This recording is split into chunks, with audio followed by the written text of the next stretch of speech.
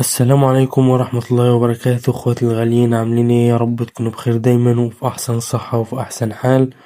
والنهاردة بإذن الله جايين معاكم كده نتوقع ونحرج توقعات عودة ربع نهائي دوري أبطال أوروبا، المباريات الممتعة، المباريات الممتازة. 4 مباريات من أهم 4 مباريات حاليا في البطولات كلها. يعني بإذن الله نتمنى تكون مباريات ممتعة وتكون مباريات جميلة. فيلا بينا كده نتوقع ونشوف مين الفرق واللي هتصعد لنص النهائي. منساش تدعمونا بلايك ومتابعة وتصلوا على النبي أهم حاجة.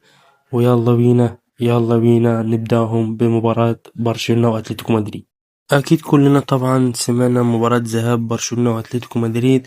أتلتيكو مدريد بيفوز بهدفين مقابل لا شيء.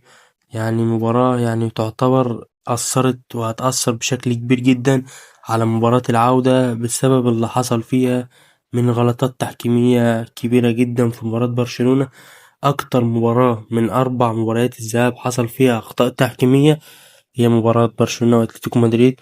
وبرشلونة يعني برأي جميع وكل الخبراء التحكيميين، برشلونة اتظلم بشكل كبير جدا في المباراة دي بسبب طرد كوبارسي، وبسبب لمس لاعب أتلتيكو مدريد الكرة بيده بعد ما الحارس باصها ليه، لمسها بإيده ووقف الكرة تاني. يعني فالحكم برضه ما حسبش ركلة جزاء ولا الفار اتدخل فيها. والكرة دي نفسها بالظبط حصلت في الدوري الإنجليزي، ولكن اتحسبت ضربة جزاء. ويعني اتحسبت بشكل كبير جدا وكانت لازم تتحسب لبرشلونة، ولكن الحكم وحكام الفار تغاضوا عنها وما حسبوهاش. فبإذن الله مباراة الإياب يعني تكون بإذن الله في صالح برشلونة. أنا أتمناها في صالح برشلونة، وبتوقع إن برشلونة بإذن الله هيعود في المباراة دي ويكسب بإذن الله ب3 أهداف مقابل لا شيء. مباراة باريس سان جيرمان وليفربول، الإياب انتهت بمجموع 2-0 لنادي باريس سان جيرمان، وكانت مباراة سهلة جدا جدا على نادي باريس سان جيرمان وقدر يفوز فيها بكل سهولة. ويعني مباراة كانت سهلة جدا بسبب ليفربول، الفريق اللي هو يعني حاليا مش في أفضل أحواله ومش في أفضل حالاته. فليفربول حاليا بيقدم مستويات يعني مزرية جدا، ولازم أن يكون في تدخل في الموضوع ده من الإدارة.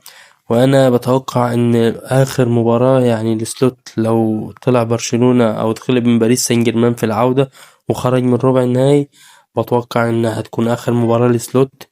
فنتمنى بإذن الله إنه ليفربول يكسب، ولكن أنا أتوقع باريس سان جيرمان هيكسب برضو بنفس نتيجة مباراة الذهاب بهدفين مقابل لا شيء. أهم مباراة في ال4